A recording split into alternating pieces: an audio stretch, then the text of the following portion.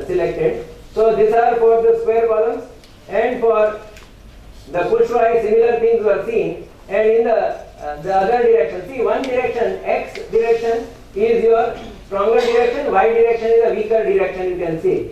Okay, so what will happen is that in the Y direction we had some results looking something like this.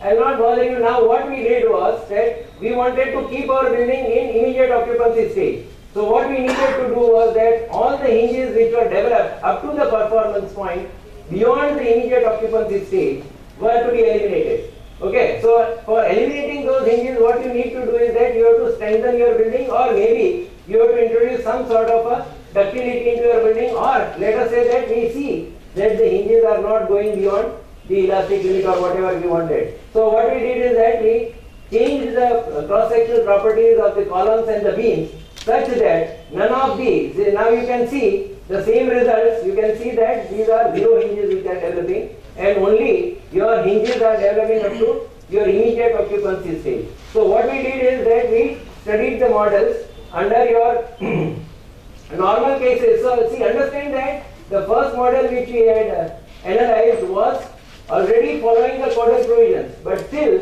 the hinges which were developed were beyond your elastic limit. Okay, under the same earthquake load. So the earthquake loads we are not changing. What we are changing is the properties of the building, and we wanted to find out that if your client says that I want my building to be in the immediate occupancy stage only, then do you have a tool to do that? And yes, we have that, and we have done that, let us say the cost estimation as well. So in the push direction, and these are some drift, let us say, story drift figures which you can see, something like this for rectangular and square columns. The drifts are looking something like this.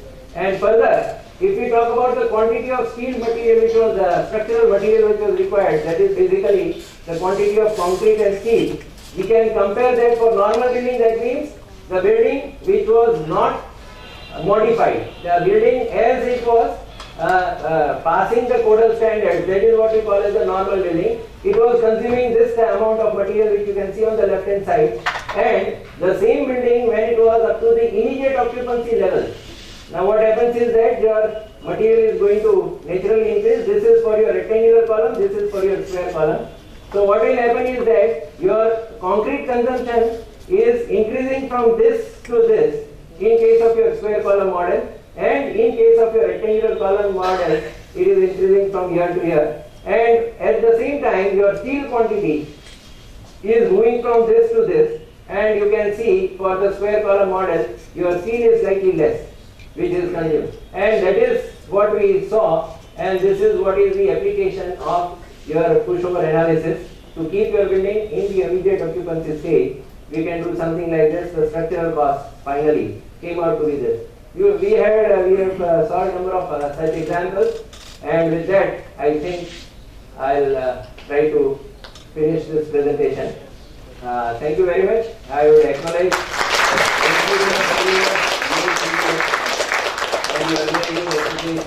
including the sponsors and all of you. I would like to thank you, and I would conclude with a social message which we have been following since some time. Thank you very much. I hope I have not kept you waiting to go home. And I hope that we have all learned, at least for me, I have learned a lot of new things today. And if at all you have any questions, I will take that. Okay? Thank you very much. Yeah.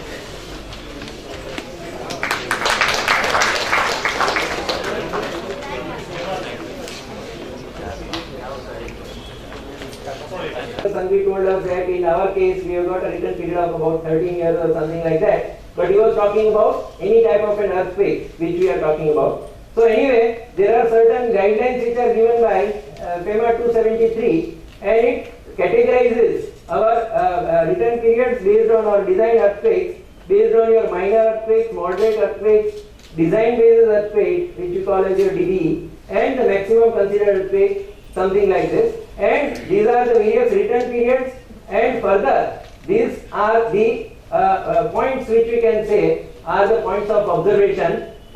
IO is standing for immediate occupancy, LS for life safety. You can say that CP is for collapse prevention. So under the severe earthquake, collapse should be prevented. Under your moderate earthquakes, your life safety should be there, and so on and so forth. So these are the some guidelines which are there. And further, we have got certain building performance levels which are defined. As you can say, O is the operational level. For very minor earthquakes, your building should remain in the operational state. So you are expecting very light damage, no permanent drift. There is substantially the original strength. It is almost as if the building is in the elastic stage only. That is what we mean by the operational stage. And negligible damage to powers and other utilities. Likewise, immediate occupancy stage with light damages and so on and so forth. These are some of the things which are life safety is having the structure with moderate damage and so on. And the collapse prevention stage is what we have. These are very clearly defined guidelines which we now from this we have to select in what range of performance we want our building to be. Okay, and depending on that, we can have our standard performance levels which are said as that operational, immediate occupancy, life safety and collapse prevention. You have got your performance levels defined on your capacity curve. I have just explained to you what is the capacity curve. So on this capacity curve, under the event of an earthquake, if it has reached up to this level, you say that it is in the operational level. If it has gone slightly beyond the elastic limit and it has entered the nonlinear stage, then it will be in the immediate occupancy stage. Then beyond that, if it is being pushed, then your building is likely to. So if you have got a moderate earthquake, you will have what you call as your life safety stage, and then the final stage is your collapse prevention. If your earthquake is having a force beyond that, collapse is going to be imminent. Okay, so we cannot change that. So if you consider your pushover analysis as a tool, what we do in the pushover analysis is that initially this is your demand, this is your demand, this is your capacity. The yellow one which you see is the capacity curve, and the reduced demand is because of a few let us say your pushes on either side. So when your building is subjected to backward and forward motion, at that time there will be some plastic hinges which are developing, increasing the capacity of the building to absorb the energy, increasing the damping, and that is why reducing the demand. So this is the final demand which will occur. You can see that this is your final demand curve, this is your final demand curve, and this is where your demand is meeting the capacity. That is what we call as your performance point. So at that performance point, what is the state of the building you can definitely see. So what happens is that when you are constructing your capacity curve, you can construct your capacity curve as long as the building is not collapsing. So you can go beyond this point also. But when you superimpose the demand, that is what is the demand from the earthquake, is what when you superimpose onto that, you come to know that this is the point up to which you need to push your building. Okay, you need not push it beyond this particular point which we call as your performance point. So what is the analysis procedure is that you start with that.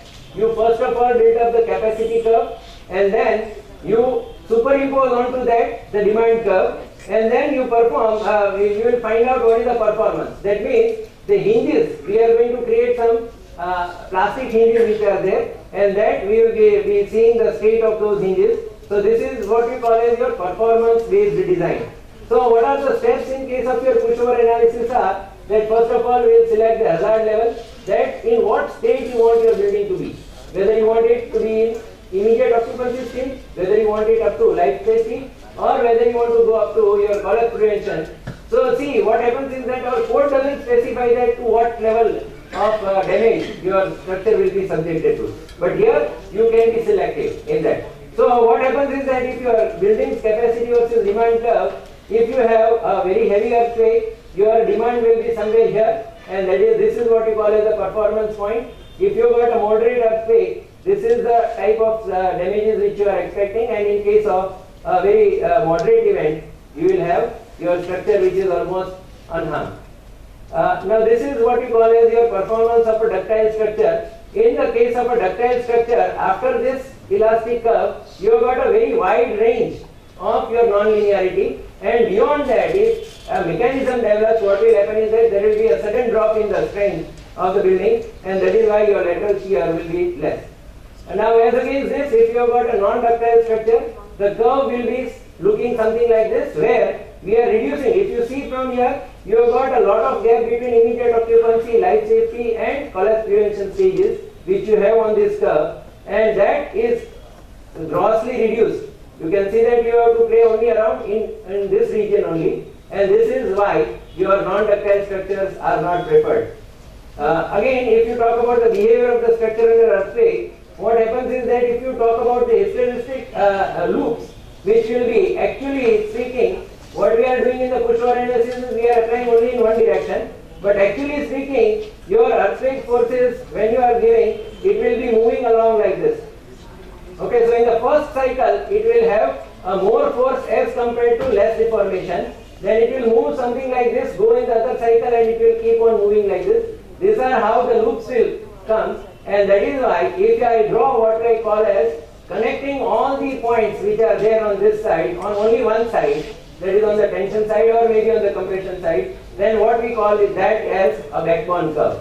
So a backbone curve is basically idealized something like this. You can see that this is a backbone curve, and on that backbone curve we are going to change it into number of points which we call as A, B, C, D and E.